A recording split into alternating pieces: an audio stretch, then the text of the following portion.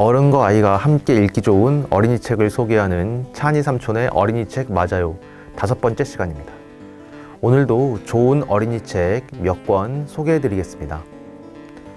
첫 번째 책은 어떡하지? 입니다. 초등학교 여자아이 고은이가 주인공이지만요, 어른들도 전적으로 공감할 수 있는 내용을 담고 있습니다. 어떡하지는 바로 소변이 마렵지만 당장엔 누울 수 없을 때의 고통스러움을 재치 있게 표현하고 있기 때문입니다. 고은이는 수업이 끝나고 화장실로 달려가지만 아주머니가 청소를 하고 계셔서 화장실을 사용하지 못합니다. 고은이는 서둘러 집으로 향합니다.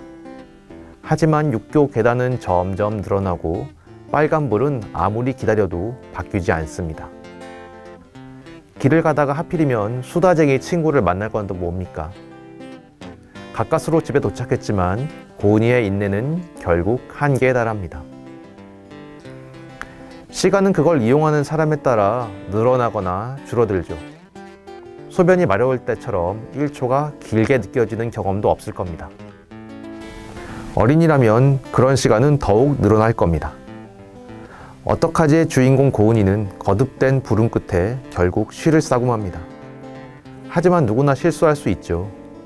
어떡하지는 실수에 움츠리기보다는 누구나 그럴 수 있다고 토닥여줍니다. 실수를 한 뒤 오히려 시원한 듯 미소 짓는 고은이의 표정이 사랑스럽습니다. 6살 이상 어린이에게 추천하는 책입니다. 두 번째 책은 우린 모두 기적이야 입니다. 막 개봉한 영화 원더의 원작자가 자신의 책에 기반해 그린 어린이 책입니다. 영화는 남들과 조금 다른 외모로 태어난 아이가 조금씩 세상에 섞여 들어가는 내용인데요, 우린 모두 기적이야도 마찬가지입니다. 첫 장면에서부터 눈이 하나밖에 없는 소년이 등장합니다. 소년은 말합니다. 나도 알아요. 내가 남들과 다르다는 걸. 하지만 소년이 남들과 다른 건 생김새일 뿐, 자전거 타고 아이스크림 먹고 공놀이 좋아하는 건 여느 아이들과 똑같습니다.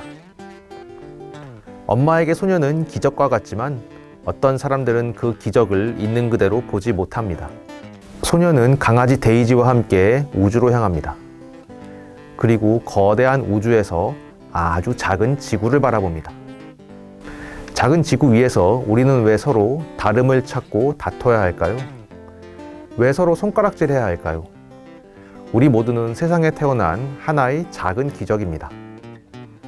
남들과 다르게 생겼다고 비난하는 사람은 그 기적을 알아채지 못하는 사람이고, 또 생각의 폭이 그만큼 적은 사람이기도 합니다. 우린 모두 기적이야는 발랄하면서도 원색적인 그림으로 다양성의 의미를 표현하고 있습니다. 유아와 초등학생이 모두 보기 좋습니다. 세 번째 책은 구름공항입니다. 현실과 환상을 교묘하게 섞은 그림책인데요, 재미있게도 글자가 하나도 없습니다.